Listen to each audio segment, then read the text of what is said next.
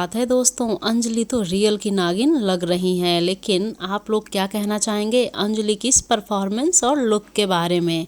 अपने कमेंट्स में ज़रूर बताइएगा। So friends, thank you so much. मैं तो सामने